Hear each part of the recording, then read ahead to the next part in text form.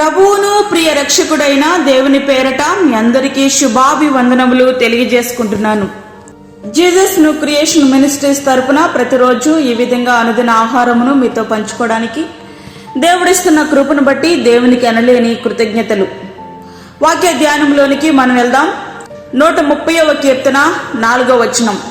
యెహోవా, నీవు దోషములను కనిపెట్టి చూచినడలా ప్రభువా ఎవడు నిలువగలడు? అయినను జనులు నీ యందు భయభక్తులు నిలుపునట్లు నీ యొద్ద క్షమాపణ దొరుకును. దేవుని క్షమాపణకు కారణం ఏమిటో దావీదు గారు తెలియజేస్తున్నారు. ఎందుకు ఆయన క్షమాపణ మనకు కావాలి అనంటే ఆయనలో భయభక్తులు మనము నిలపడం కొరకు. కానీ మనకు అట్లా లేదు. తప్పు చేయడం, దేవుని క్షమించమని అడగడం, మరలా తప్పు చేయడం, అట్లా సాగిపోతుంది మన జీవితం. తప్పు చేసామో అనే బాధ కంటే దేవుడు క్షమిస్తాడులే అనే ధీమా ఈనాడు ప్రజలలో ఎక్కువైపోయింది. ప్రియా స్నేహితుడా, వాక్యముంటున్నటువంటి ప్రియా దేవుని బిడ్డ, నిజానికి ఆ తప్పులన్నీ క్షమించబడ్డాయా? లేనే లేదు.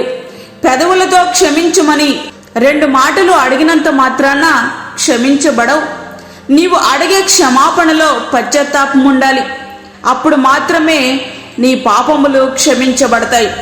నిజమైన పశ్చాత్తాపం ఉంటే తిరిగి ఆ తప్పులలో కొనసాగలేం. కానీ ఆ తప్పులలోనే కొనసాగుతున్నాము అంటే పశ్చాత్తాపం లేనట్లే కదా. పశ్చాత్తాపం లేకపోతే మన పాపములకు క్షమాపణ లేనట్లే కదా. క్షమాపణ లేకపోతే శాశ్వత రాజ్యం చేరలేము కదా. పశ్చాత్తాపము కలిగి ఆయన పాదాలు చెంత మనము చేరాలి. 130వ కీర్తన 5-6 వచనాలు. యెహోవా కొరకు కనిపెట్టుకొనుచున్నాను, నా ప్రాణము ఆయన కొరకు కనిపెట్టుకొనుచున్నది. ఆయన మాట మీద నేను ఆశ పెట్టుకుని ఉన్నాను. కావలి వారు ఉదయము కొరకు కనిపెట్టుట కంటే ఎక్కువగా నా ప్రాణము కనిపెట్టుచున్నది. దేవుని ఆశీర్వాదాలు మనం అనుభవించలేకపోతున్నాము అంటే అవి మన చేతి వరకు వచ్చి మనకు దక్కకుండా పోతున్నాయి అంటే ఒకే ఒక్క కారణం. ఎదురు చూసే అనుభవం, కనిపెట్టే అనుభవం మన జీవితాల్లో లేనే లేదు. కొన్ని సందర్భాలలో మన అవసరతల కోసం భారం కలిగి ప్రార్థిస్తాం.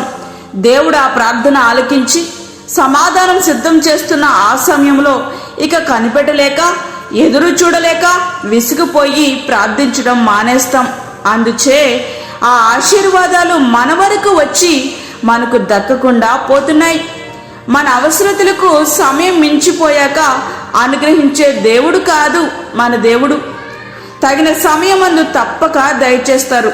అయితే ఆ సమయం కొరకు ఆశతో కనిపెట్టాలి.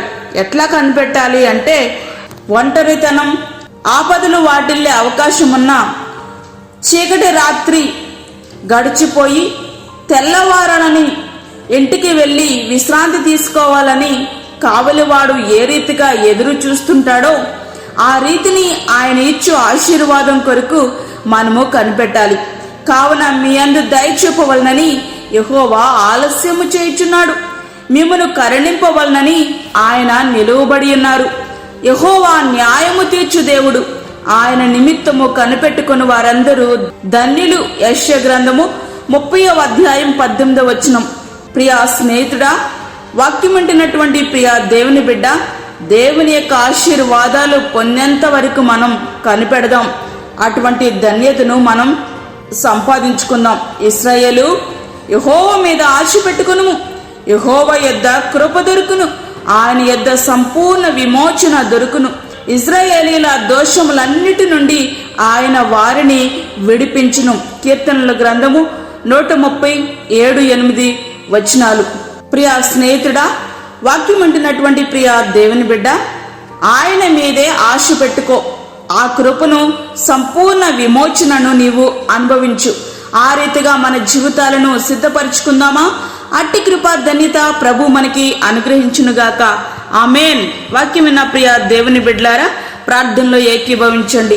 పరిశుద్ధమైన తండ్రి, ప్రేమగల యేసు ప్రభువా, శ్రేష్టమైన అమూల్యమైన మరి యొక్క దినాన్ని మా జీవితంలో మీరు అనుగ్రహించారు. నీకు వందనాలు. ఈ దినమంతటి కొరకు మీరు మమ్మల్ని సిద్ధపరచండి ప్రభువా. ప్రతి విధమైన శోధన, కీడు, ప్రమాదాల నుంచి మమ్మల్ని తప్పించండి. ఈ దిన కార్యక్రమములలో మీరు మాకు తోడుగా ఉండండి ప్రభువా. బయటికి వెళ్తున్నప్పుడు, లోనికి వస్తున్నప్పుడు నీ కృపను, నీ యొక్క ఆశీర్వాదమును మా మీద ఉంచండి. అదేవిధంగా అప్పుల బాధలతో ఇబ్బంది పడుచున్నటువంటి వారి యొక్క అవసరతలు మీరు తీర్చండి.